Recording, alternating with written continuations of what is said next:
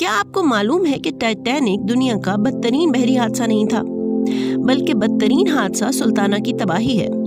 سلطانہ لکڑی کا 260 فٹ کا پانی کا چھوٹا جہاز تھا جو کہ 1862 میں جان لوتھر نامی ایک شخص نے امریکہ کی ایک ریاست میں بنایا۔ یہ جہاز بنیادی طور پر کپاس کی تجارت کے لیے بنایا گیا تھا۔ 2 سال تک یہ سینٹ لوئس اور نیو اورلینڈو کے درمیان تجارت کے لیے استعمال ہوتا رہا۔ اس کے علاوہ یہ جنگ عظیم کے دوران فوجیوں کی نقل و حرکت اور دیگر سامان کی ترسیل کے لیے بھی استعمال کیا جاتا رہا۔ 1865 میں جہاز کے میسن نامی کیپٹن سے ایک امریکی لیفٹیننٹ کرنل ہیچ نے رابطہ کیا۔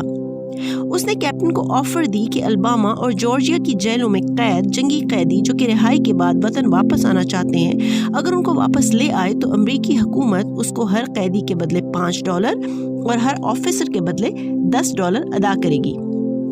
لیفٹیننٹ کرنل نے کہا کہ وہ 1400 قیدیوں کو واپس لانے کا ٹھیکہ کیپٹن کو دلا سکتا ہے اگر وہ رشوت کے طور پر ہیچ کو بھی پیسے دے، جس پر کیپٹن راضی ہو گیا۔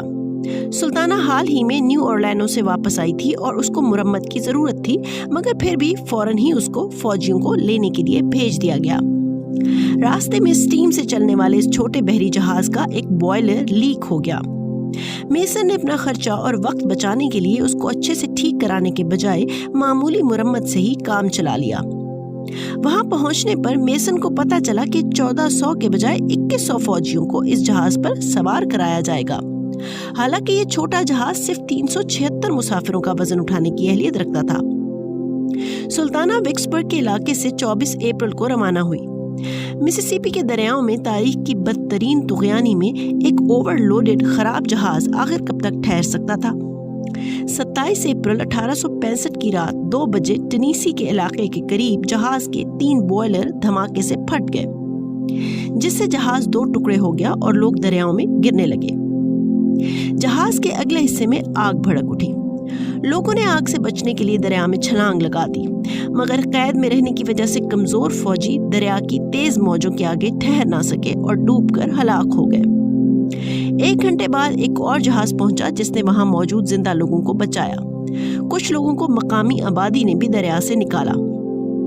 700 لوگوں کو زندہ نکال لیا گیا تھا، مگر ان میں سے بھی 200 افراد زخموں اور جلنے کی وجہ سے بعد میں ہلاک ہو گئے۔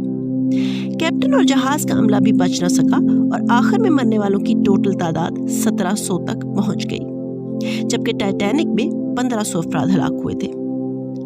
اس جہاز میں بھی مرنے والوں میں خواتین اور بچے بھی شامل ہیں۔ اصل تکلیف کی بات یہ ہے کہ جہاز پر سوار اکثر افراد کئی سال کی قید کے بعد رہائی پا کر آخرکار اپنوں سے ملنے وطن واپس آ رہے تھے۔ یہ لوگ جنگ میں تو بچ گئے مگر حادثے سے نہ بچ سکے۔ بعد میں بہت سی کنٹروورسی تھیری سامنے آئیں۔ کہا گیا کہ اگر بوائلر خراب تھا بھی تو اس میں پانی کی سطح کو مناسب رکھ کر جہاز کو حادثے سے بچایا جا سکتا تھا۔ دوسری طرف الزام عائد کیا جاتا ہے کہ یہ حادثہ تھا ہی نہیں، بلکہ بوائلر میں کوئلے سے ملتا جلتا بم ڈال کر جہاز کو جان بوجھ کر تباہ کیا گیا تھا۔ یہ بھی کہا جاتا ہے کہ ایک شخص نے مرتے وقت اس جرم کا اعتراف بھی کیا تھا، مگر شواہد سے یہ تمام باتیں ٹھیک معلوم نہیں ہوتی، مگر شواہد سے یہ سب حادثہ ہی معلوم ہوتا ہے۔ اصل المیہ تو یہ ہے کہ آج تک اس حادثے پر کسی کو ذمہ دار ہی نہیں ٹھہرایا گیا۔ جس یونین آفیسر نے 1400 کے بجائے 2100 افراد سوار کروائے اس کا کورٹ مارشل تو کیا گیا، مگر بعد میں یہ فیصلہ بھی اس وجہ سے واپس لے لیا گیا کہ اس دن وہ آفیسر تو سارا دن اپنے آفس سے باہر ہی نہیں نکلا تھا اور نہ ہی اس نے قیدی سوار کروائے۔ تحقیقات کے دوران یہ بات بھی سامنے آئی کہ کیپٹن میسن نے کہا تھا کہ بوٹ میں رش تو ہو گیا ہے، مگر اس کا یہ مطلب نہیں ہے کہ اس پر ضرورت سے زیادہ وزن بھی ہے، اور اس سے پہلے بھی وہ اس سے زیادہ افراد کے ساتھ اس چھوٹے جہاز پر سفر کر چکا ہے۔ کرنل ہیچ نے بنیادی طور پر یہ ساری اسکیم تیار کی تھی، مگر اس نے فوراً ہی استعفیٰ دے کر جان چھڑا لی۔ اس کی پہنچ کیونکہ بہت اوپر تک تھی، اس لیے وہ مزید تحقیقات سے بھی بچ گیا۔ انتہائی حیرت کی بات ہے کہ جہاز پر 7 گنا زیادہ مسافر سوار تھے، مگر آج تک ایک شخص کو بھی اس کا ذمہ دار ٹھہرایا نہیں گیا۔ سلطانہ سے بچنے والے افراد اکٹھے ہو کر کوششیں کرتے رہے، مگر جب حادثے کے 70 سال بعد آخری شخص بھی اس دنیا سے رخصت ہو گیا تو یہ چیپٹر ہمیشہ کے لیے بند ہو گیا۔ پورے امریکہ میں بہت سی یادگاریں موجود ہونے کے باوجود اکثر امریکی بھی اس حادثے سے واقف نہیں ہیں، حتیٰ کہ اس وقت بھی بہت کم لوگوں کو اس حادثے کی خبر ہوئی تھی۔